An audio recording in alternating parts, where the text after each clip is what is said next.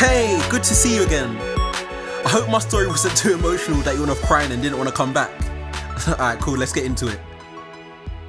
Now, the first bit of content I want to give you is all about living whilst you're at university. And why do I want to start with this bit?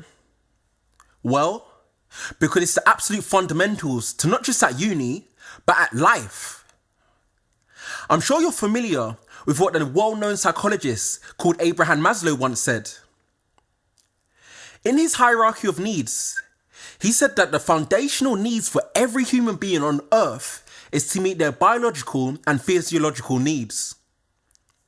So that includes meeting your needs for air, of course, your needs for food, drink, shelter, sleep, and sex. Yes, sex.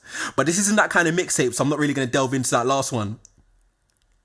But yeah, in all seriousness, these are the foundations to you being at uni. It's not your assignments, it's not your presentations, it's not your essays, it's your living standards and how you're meeting those foundational needs. You get any of them wrong, then you'll have a tough time. I've met hundreds of students in my roles over the years who have struggled at uni, and it all boils down to not meeting these foundational needs. So let's look at shelter to begin with.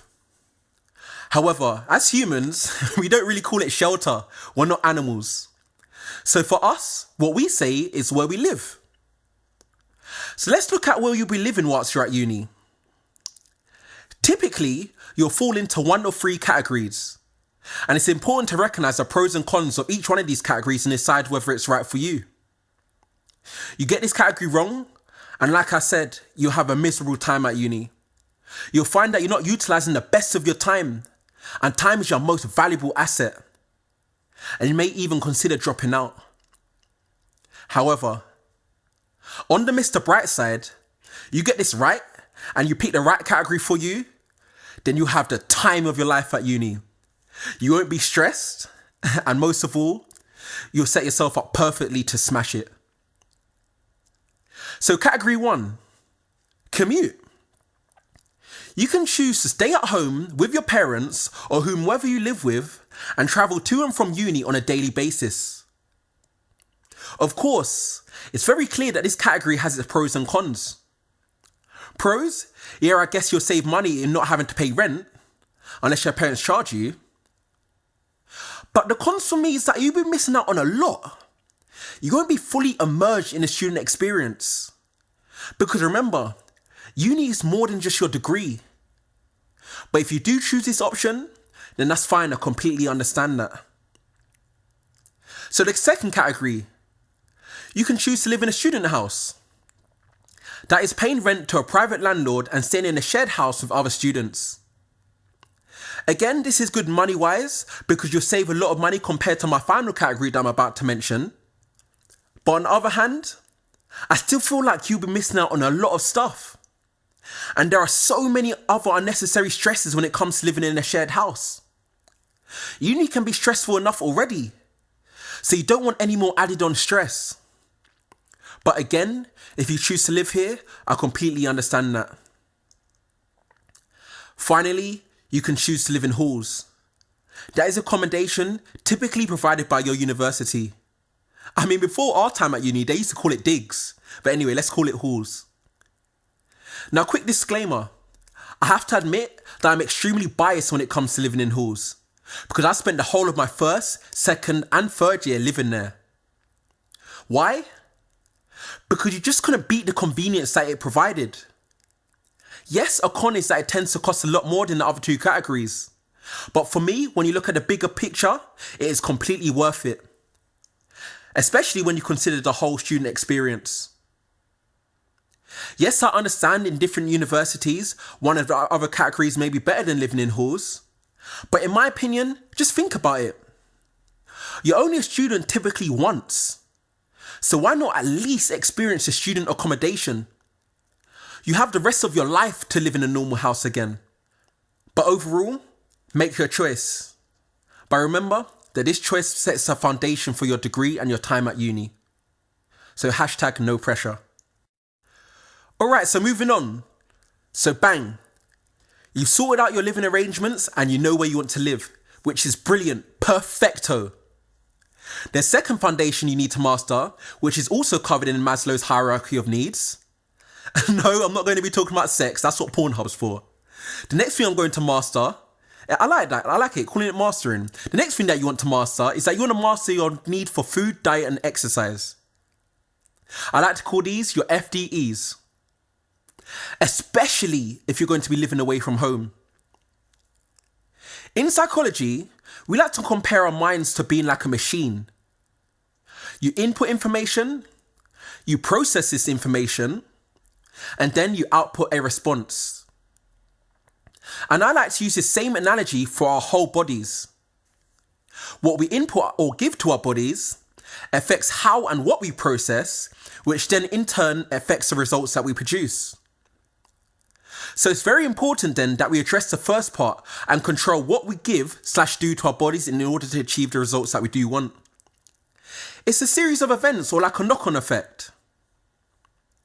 So in terms of food, like I'm not trying to teach you how to suck eggs here, because I'm sure you know that obviously if you eat junk food all day non-stop, you're not going to be able to function at the best that you can, and it's certainly not going to achieve any results other than high on your blood pressure reading. And in fact, you know what I actually recommend? Learn how to cook from the people you live with, such as your parents, older siblings, or whoever it is as best as you can. Trust me, you will miss it when you do go away. I'm not even going to lie to you. Even to this day, I still pick up the phone and call my mum and call my dad and ask them how to make certain things. But yo, don't laugh, you know, because I'm a boss chef. You can even check on my Snapchat. But in all seriousness, whilst you're at home, make a commitment to yourself that whenever you see your parents, for example, in the kitchen, ask them if you can watch. Ask them if you can help make whatever it is. And eventually your skills and the variety of meals that you can make will begin to develop. And more importantly, your parents will really appreciate the fact that you've gone out of your way to offer them help. And it's a great chance for you to spend quality time with them. Because let's be real, at some point in the future, when you look at your phone, you're not going to see their name pop up anymore. So spend as much time as you can whilst they're still here. Because at the end of the day, it's only a small portion out of your day, and you'll be benefiting yourself both from a health and a skill set standpoint. And when you do get to uni, you'll become very popular amongst your peers. And you could even charge them a small buck for a secret sauce that you can make. You know what? I was actually so close to doing that in my first year. My friend told me I should do it. But anyway, if you already moved out or you don't live with anyone who can cook, then spend time self-learning. Spend time learning how to cook yourself. You know, go on YouTube, go on Google, because one day there'll be little yous running around. And I'm sure they'll appreciate and deserve more than oven-cooked food every night. Finally, for the FDEs, let's look at exercise, which for me is a massive part since I spent so many years working in gym facilities. Alright, I don't have them huge guns yet, but I'm working on it. Now, did you know that us as human beings, it has been scientifically proven that when you exercise, it actually makes you feel good? Okay, yes, during the actual workout, you might be hurting and you might be in pain and it won't make you feel good. You might not feel great. But when you exercise, your body actually releases these chemicals called endorphins. And these endorphins interact with the receptors in our brains, which triggers a positive feeling in our bodies. Wow, that was a mouthful. But this is why they say, and I quote, that you are only ever one workout away from a good mood. And of course, we all know the other physical benefits of exercise, such as reducing your risk of certain chronic diseases and lowering your blood pressure and your cholesterol levels. So if you can start to exercise regularly whilst you're at uni, trust me, it will help you both physically and psychologically. But yes, I appreciate that some people might find it difficult to train while they're studying. I respect that. At times during my final year, I refused to even leave my room until I got a certain amount of work done. I mean, to be honest, it's like that in life as well. A lot of people set out regular exercise routine that they want to do, but don't actually get around to doing it. I mean, think for yourself. How about you? What is your current exercise routine like? But regardless of where you are right now in terms of training, one of the biggest tips I've found and that I apply to my life is to train in the morning. Just train in the morning, first thing when you wake up. Why? Well, two reasons actually. First, it sets you up perfectly for your day, both mentally and physically. And secondly, if worst case scenario, you get through your whole day and found that you never had no time to exercise or work out, then at least you can go to bed with the satisfaction that night that you at least did a workout that morning. It doesn't even have to be long. 10, 20 minutes and you're nice. The main thing is just to get into that habit, which brings me on nicely to my final point of this track, which is your daily routine and the habits around that. So your daily routine, this is the last part living at uni that you need to master. Because you can either master your day or let your day master you. And if you let your day master you, then over time, you may find that you're severely behind in your work. You may find that you're extremely stressed and you won't be able to do all the fun things that you want to do. And you'll be ending up rushing your work in always at the last minute. Or even worse, not at all. But on the other hand, if you do master your day, you'll find that time will be on your side.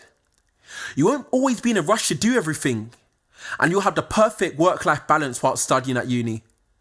Now, I don't mean to live your life systematically living by the clock. You're not a robot or a soldier. But there are certain specific ways or certain techniques that you can apply to your life that best utilizes your time. Because after all, time is your most valuable asset. And I'll show you these techniques at a later on time. You may be thinking, oh, I still got a couple years left at uni. It's all good. I haven't even started uni yet. I still got my whole degree to go. Wrong. That time is going to fly past you quicker than when my girl left me. And if you don't master your day and you let your day master you, then the end of your degree will be full of regrets. And again, a lot of people think they have so much spare time whilst being at uni.